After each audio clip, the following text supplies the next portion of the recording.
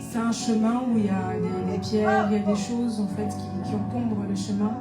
Mais ce chemin représente un cœur et Dieu est en train d'ôter tout ce qui encombrait le cœur. Merci Seigneur pour ton action. Seul toi peux le faire.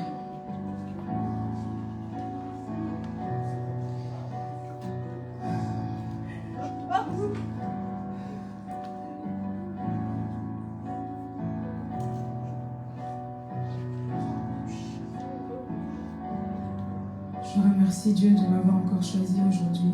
Je remercie le Dieu du prophète Jérémie Samuel et je prie qu'il m'utilise pour sa gloire et que je dise exactement ce qu'il a prévu aujourd'hui. Ma prédication a commencé par une vision que j'ai reçue la semaine dernière lorsque la servante Laure prêchait. J'ai vu une patte qui était en train de pousser. Elle était donc en fermentation. Et je voyais un peu des petites bulles se former dans la pâte.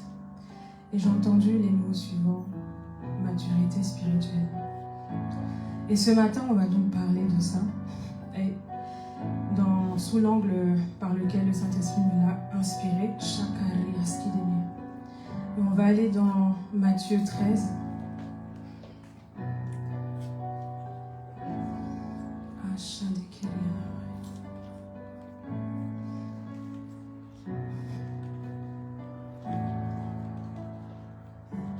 Rappelez-vous que vous êtes devant le trône, que tout est visible, que tout est possible. Et Dieu, il est en train de continuer de faire ce travail dans le cœur. Matthieu 13, versets 31-35. Il leur proposa une autre parabole et il dit « Le royaume des cieux est semblable à un grain de sénévé qu'un homme a pris et semé dans son champ.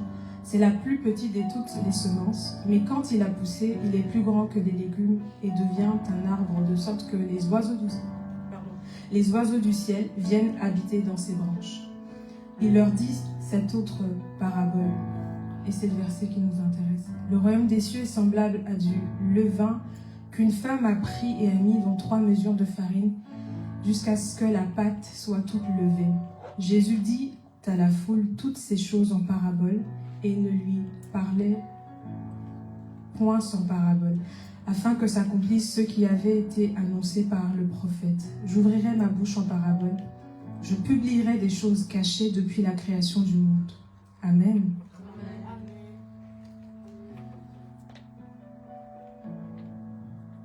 Je crois qu'aujourd'hui, on est arrivé dans le stade où on sait que Dieu a fait des grandes choses dans nos vies, dans l'Église, dans KHC, et qui va encore en faire de plus grandes.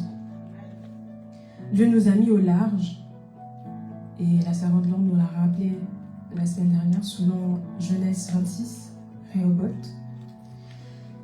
Mais aujourd'hui, il nous demande de level up, de faire encore un effort et de maturer, et afin de saisir ce qui se tient devant nous.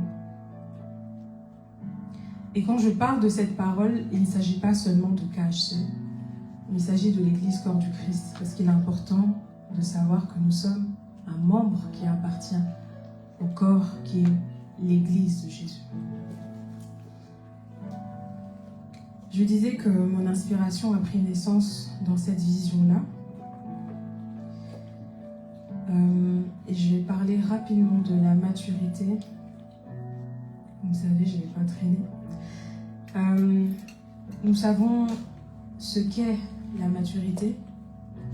Je vais juste faire un petit rappel et je vais comparer avec la parole. Donc, il faut savoir que la maturité, c'est un état. C'est quelque chose que l'on doit atteindre. Et ça désigne l'état d'un être vivant, d'une chose qui a atteint son plein développement.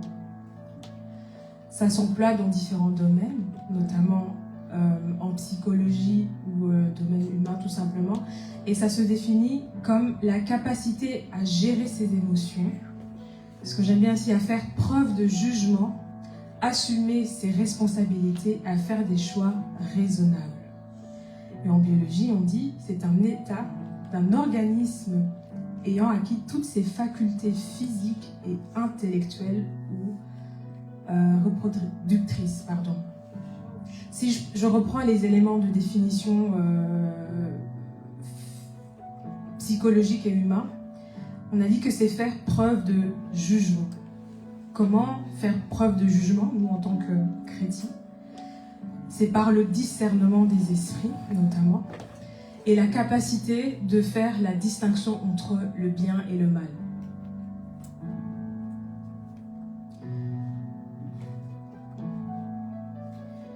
Et juste pour appuyer cela, c'est dans Hébreux 5,14, on parle de la nourriture solide et pour les hommes faits, pour ceux dont le jugement est exercé par l'usage à discerner ce qui est bien et ce qui est mal.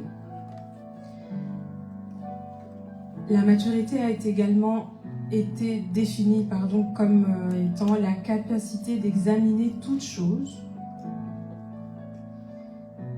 Et si je compare avec la parole nous demande dans 1 Thessaloniciens 5,21, examinez toute chose et retenez ce qui est bon. On dit aussi que la maturité, c'est assumer ses responsabilités. J'ai fait le lien avec le verset qui dit que dans Matthieu 5,37, que votre parole soit oui, non, non. Ce qu'on y ajoute vient du malin. Donc c'est cette capacité de rester sur sa position et d'assumer surtout son oui ou d'assumer son non. La maturité, c'est le fait de faire des choix raisonnables. Dieu nous a dotés d'un cerveau, c'est pas pour rien, il est la tête. Et on peut s'inspirer de la tête qu'il est, comment il fonctionne, afin de prendre des décisions raisonnables avec, bien sûr, l'accompagnement du Saint-Esprit. Je reviens dans mon texte principal qui dit que le royaume des cieux est semblable à du levain qu'une femme a pris et a mis dans 3 mesures de farine jusqu'à ce que toute la pâte soit levée. Je vais analyser les éléments de ce verset-là pour nous aider à comprendre. Je vais d'abord commencer par le royaume. On nous a à plusieurs reprises parlé du royaume. Le prophète, et je pense aussi que Laetitia nous a dit que le royaume est un esprit. Le royaume peut aussi être un lieu. Et ici, on parle des royaumes des cieux. Je peux aussi dire que c'est un état spirituel, un lieu spirituel. C'est quelque chose de précieux. Et le royaume dans le royaume, il y a des principes, il y a des valeurs, telles que la justice, la paix, l'humilité. Et chaque royaume est régi par des lois. Et il y a un roi dans ce royaume, bien évidemment. Dans le chapitre 13 de Matthieu, on voit que Jésus explique le royaume via diverses paraboles. On ne va pas tout lire, mais plutôt, il parle du royaume. Il a comparé à une graine de moutarde qui grandit progressivement. Il a comparé à un levain qui transforme toute la pâte. C'est l'objet de notre prédication. Et il a aussi dit que le royaume est un trésor caché d'une valeur incomparable et une perle de grand prix. Là, j'ai un peu parlé du royaume rapidement parce que nous savons ce que c'est. Et on dit que le royaume des cieux est semblable à du levain qu'une femme a pris. Je vais un peu m'arrêter sur la femme. Et je me demandais, mais qui est cette femme? Je pense qu'on a un peu tous compris, on parle de l'Église. C'est pourquoi je disais, quand j'ai commencé, qu'il est important de retenir que certes on est caché, et surtout on est membre du corps qui est l'Église, le corps du Christ.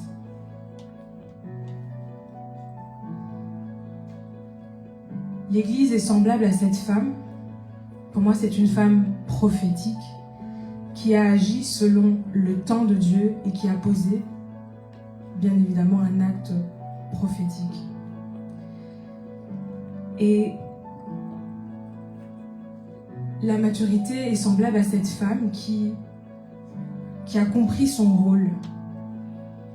Ça m'a fait rappeler à ma prédication sur le positionnement, où je disais qu'il fallait, c'était positionne-toi, le positionnement, selon Juge 4, et qu'il fallait faire la distinction entre positionner et se positionner. Positionner, c'est Dieu, c'est quelque chose que l'on n'a pas forcément choisi, qu'on subit. Donc c'est Dieu qui te positionne dans un lieu pour faire quelque chose. Mais le positionnement, ou Dieu qui t'appelle, c'est comment toi tu réponds en fait au positionnement ou à cet appel.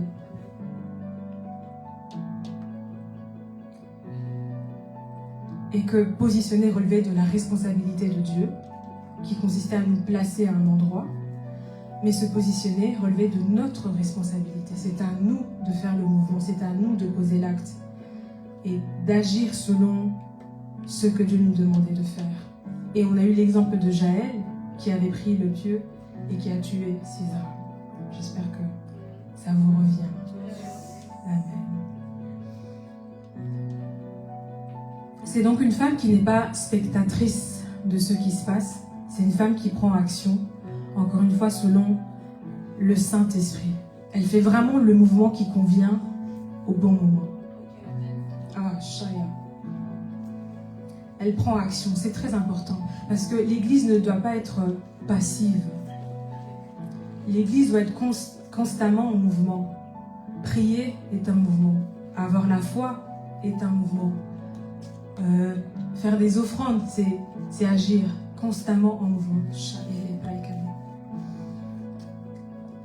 Donc on nous a parlé de la femme, le royaume de Dieu est semblable à cette femme. Il y a un autre élément qui est aussi important, c'est le levain.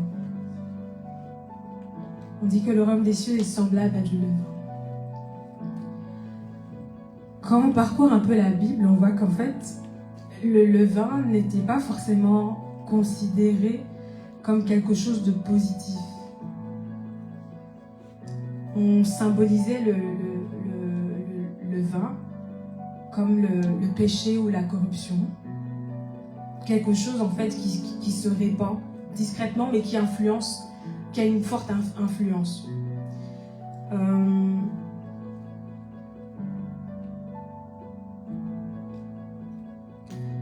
Le levain représente aussi, à part le symbole du péché, ça représente aussi un symbole de purification, c'est un peu un lien, oui, et de séparation du péché.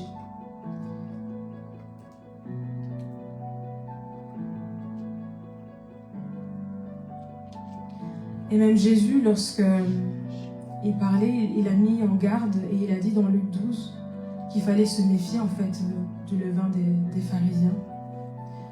Et il faisait allusion à leur hypocrisie, aux faux enseignements. Oh, Shai. Mais dans ce contexte précis, le levain est utilisé comme quelque chose de positif que cette femme a saisi, qu'elle a rajouté à la pâte. Comme pour dire que c'est une femme prophétique, c'est quelque chose qui pouvait être considéré comme mauvaise, mais dans ce contexte-là, c'était positif afin que la pâte puisse monter. Je ne sais pas si vous me suivez. Okay. Le troisième élément, c'est la farine, qui occupe également une place importante dans la parole, même dans notre vie, vraiment. Sans farine, pas de pain, pas de beignets, de yatiti. C'est une nourriture essentielle. La farine représentait aussi la subsistance et la bénédiction de Dieu. Lorsqu'on va dans 1 Roi 17, quand on parle du prophète Élie, et Dieu pourvoit aux besoins de la veuve, et il dit que le pot de farine ne se puisera point et la cruche d'huile ne diminuera point. La provision divine, la fidélité de Dieu, c'est ce que la farine représente aussi. Et la farine était aussi beaucoup utilisée dans les offrandes. On parle de la fleur de farine dans Lévitique 2, verset 1. Lorsqu'une personne présentera à l'Éternel une offrande, son offrande sera de fleurs de farine. Et cette farine de qualité représentait le meilleur qu'on pouvait donner à Dieu. Et la farine, c'est aussi le symbole de pureté et de consécration. Parce qu'elle était tamisée, raffinée, pour atteindre un certain stade. Dans la farine, on a aussi vu l'intervention dans le miracle.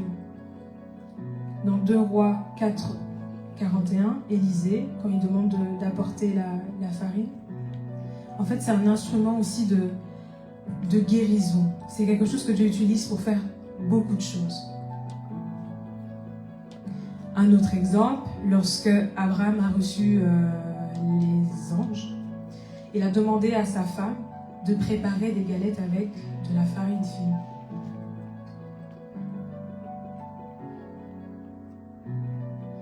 Il y a aussi la multiplication des pains, donc sans pain, pas de farine. Donc ça représente la parole, c'est quelque chose de lourd, d'important,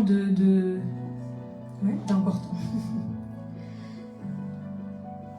Donc je disais que la signification spirituelle générale aussi de la farine, on peut dire que c'est une nourriture, c'est une substance, c'est une provision, c'est une offrande, une adoration, une consécration qu'on peut offrir à Dieu. Ça représente la pureté, la transformation, la bénédiction, je dirais même la multiplication. Parce que on peut se souvenir que quand on lit dans la parole, quand il y a la famine, qu'est-ce qui manquait souvent? C'était la farine ou l'huile. C'est vraiment des choses qu'on devait stocker pour que le peuple puisse vivre, et ça représentait la richesse en soi. Donc on a défini le royaume, on a parlé de la femme, de son rôle important, des éléments, le levain et la farine. Et dans ce verset-là, il y a le verbe qui est utilisé pour décrire l'acte de la femme. En hébreu, c'est enekrupsen. Ça veut dire, donc là je veux dire non. Le royaume des cieux est semblable à du levain qu'une femme a pris et a mis dans 3 mesures. Donc c'est prendre et mettre dans 3 mesures, c'est le verbe enekrupsen, et qui signifie littéralement cacher à l'intérieur, enfouir. Ou d'autres ils disent même c'est mélanger ou incorporer, ce qui est logique. Mais il y a une notion de furtivité et de discrétion en même temps dans son acte. Vraiment genre, elle a compris, elle a mis, et puis elle sait ce que ça va produire. Et on parle aussi de 3 mesures. Et maman Dounamis nous a bien parlé, le passage du 3 au 4, qu'avec Pessar, on est passé du 3 au 4. Et c'est une ouverture au Shakariyanama. Et quand on parle de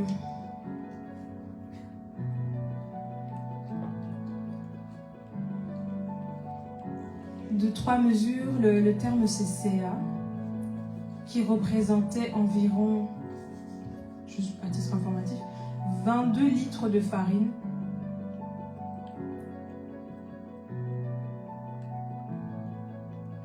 Mais c'est une petite quantité de levain qui a agi dans une grande quantité de farine. Ça me fait un peu penser à, même si ta foi est semblable à ce grain de sénévé, ça peut produire de grandes choses. Mais c'est à toi d'agir, de prendre ce grain, de prendre ce levain et de la mettre dans ce que Dieu veut faire afin que les choses puissent se multiplier. Ce qu'on doit comprendre aujourd'hui, c'est que le Seigneur nous appelle à maturer. Je sais que c'était très, très symbolique. C'est très, très rapide comme d'habitude. Mais il faut saisir que Dieu nous appelle à la maturité et le royaume des cieux est semblable à cette femme. Et nous sommes cette femme. Nous sommes cette église. Cette église qui a compris que si je mets ça, si je fais ça, ça va produire quelque chose. Et la maturité implique la compréhension des éléments qui constituent le royaume. Être mature spirituellement, c'est aussi être en mesure de lire les temps dans lesquels nous sommes, avoir la bonne notion du temps. Parce que si tu sais dans quel temps tu es, mais tu sauras agir en fait. Tu sauras que ce que je dois faire, c'est pour cette saison. Je sais que je dois faire ça, mais c'est pas pour maintenant. Pourquoi je dis que c'est être en mesure de lire les temps, c'est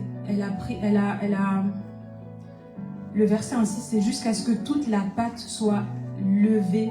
Il y avait vraiment un objectif à atteindre. Elle ne pouvait pas juste mettre et laisser tomber, mais il fallait que cette pâte puisse prendre.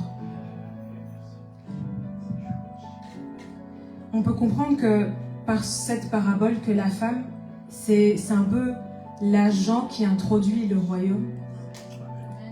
Et que le levain, c'est la puissance du royaume.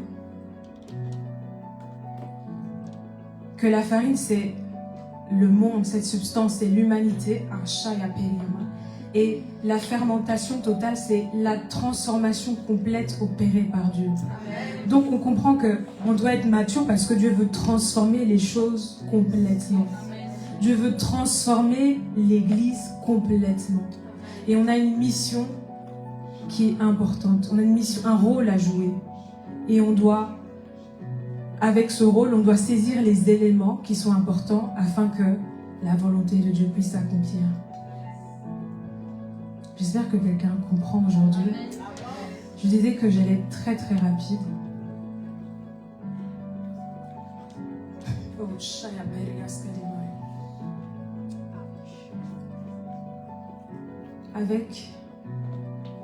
Avec ceci, on va prier. Parce que ce passage m'a inspiré quelques prières. On va d'abord prier pour le discernement. Tu vas te lever, t'asseoir, faire comme tu veux, tu es libre. Mais tu vas prier pour que Dieu te donne le discernement comme cette femme. Le discernement parce que nous voulons être comme cette femme qui a compris que le royaume à chaque est semblable au levain qu'elle devait prendre. Donne à ton église, ô Dieu, le discernement. Parce qu'aujourd'hui, tu es venu parler à l'église, non seulement à cacher, mais à ton église. Nous prions pour le discernement. Nous prions pour le discernement. Seigneur, je prie et ta parole me dit que demandez afin que votre joie soit parfaite. Et nous croyons que ce que nous demandons, nous l'avons reçu.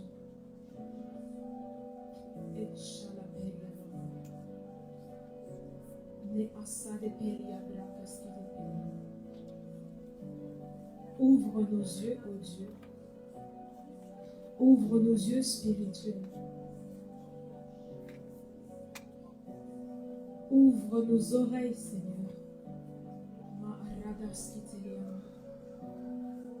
Afin de discerner ce qui vient de toi, ce qui ne vient pas de toi, comment nous devons agir dans le temps et la Merci Seigneur.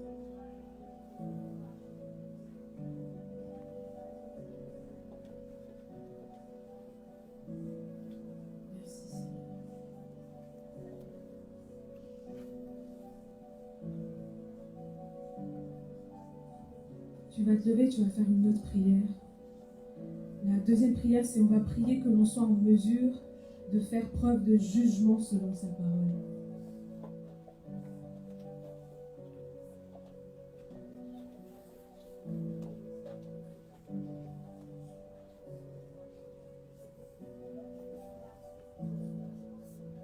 Seigneur, nous voulons être en mesure de faire preuve de jugement. Parce que c'est un trait de maturité. Nous prions au Dieu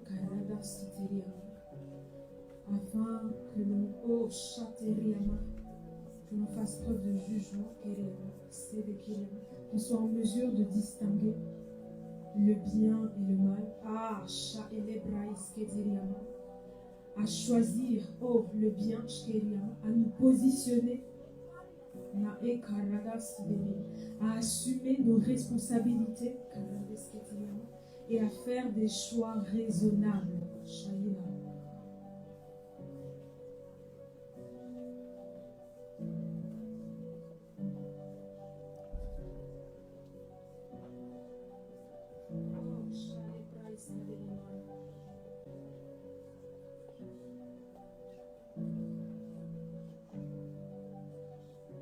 Je ne vous entends pas prier. J'avais dit au début qu'on était devant le trône. Prions vraiment comme les personnes qui sont devant le trône. Et devant le trône, il y a le bruit.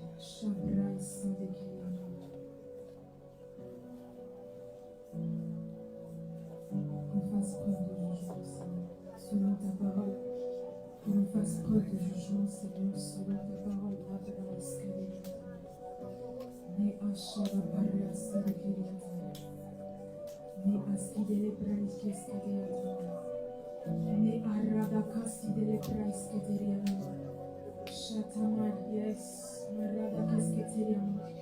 La troisième prière, tu vas prier afin de comprendre les réalités spirituelles. En ça, je fais allusion aux éléments que la femme a saisis.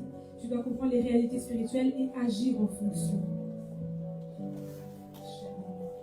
Seigneur, nous prions afin que nous soyons en mesure de comprendre les réalités spirituelles. Tu nous as dotés, ô Dieu, d'un cerveau. Tu nous as dotés d'un raisonnement, Seigneur. Et je prie afin que ce raisonnement puisse concorder avec le tien. Ta parole me dit, tel tu es, tel nous sommes, ô Dieu. Seigneur, nous voulons comprendre ce que tu es en saisissant les réalités spirituelles et en agissant en fonction.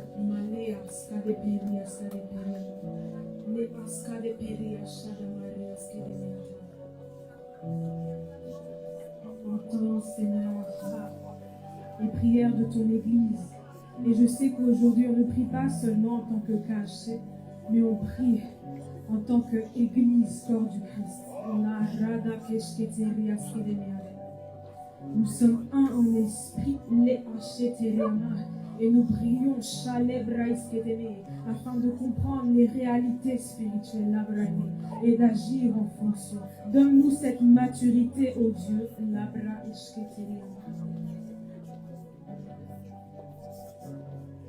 Seigneur, que ceux que nous ne saisissaient pas, on puisse le saisir davantage.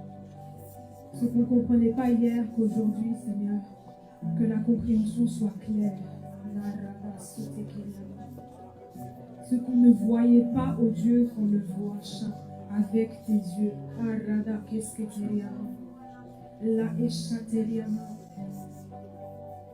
Seigneur, je sais parce que ce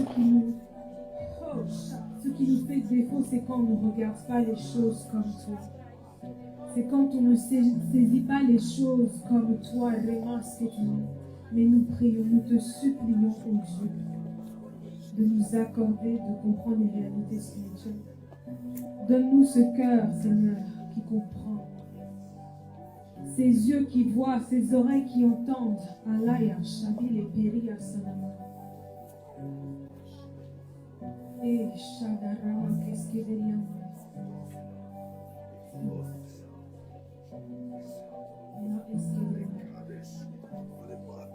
C'est peut-être bizarre ce que je vais donner comme sujet, mais je prie afin qu'on élimine toute flemme spirituelle.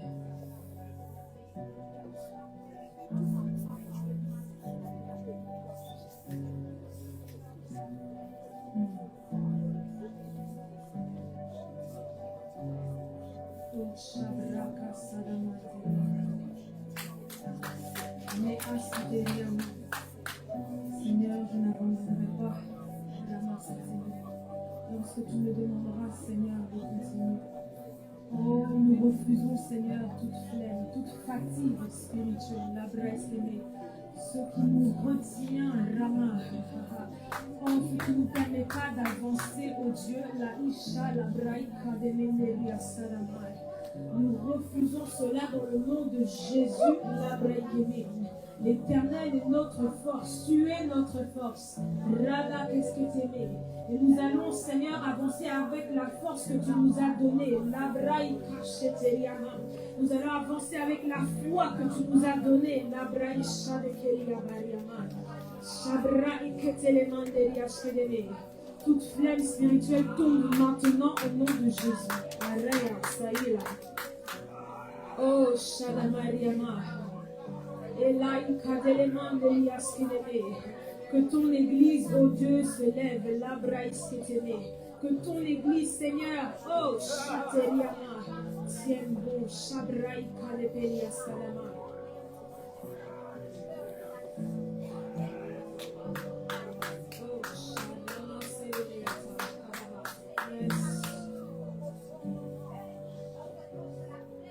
Alors que l'on prie, je vois des écailles tomber. Merci Seigneur.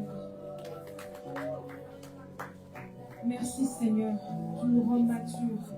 Merci Seigneur, tu fortifies. Merci Seigneur, tu transformes. Merci Seigneur.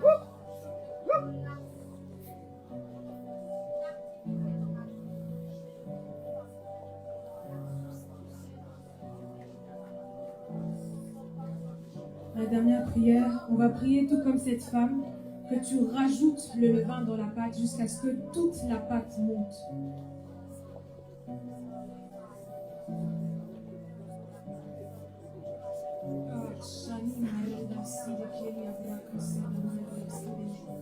Nous venons ajouter nous venons ajouter le levain, la braïcha de Kéria Sada et Karada Siteria.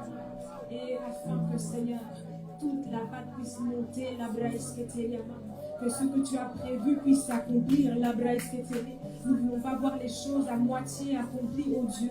Que toute la pâte, la braïcha Keteria, puisse monter au nom de Yeshua. Rabba Keteria.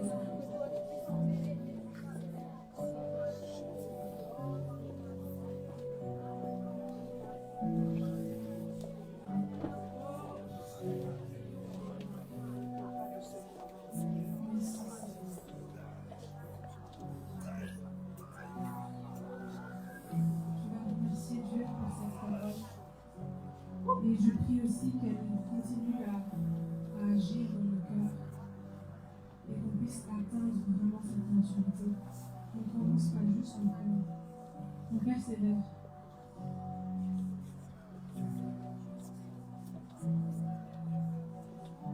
Merci Seigneur. Merci Seigneur pour ta parole. Merci pour nos esprits qui nous saisissent. Merci pour la maturité qui vient dans cette saison. Parce que je crois que il y a de nouvelles choses que tu veux faire de nouvelles choses que tu veux faire, Seigneur, avec nous, tu veux faire avec l'Église, Seigneur, que ton Église, cette Église puisse agir comme le lait,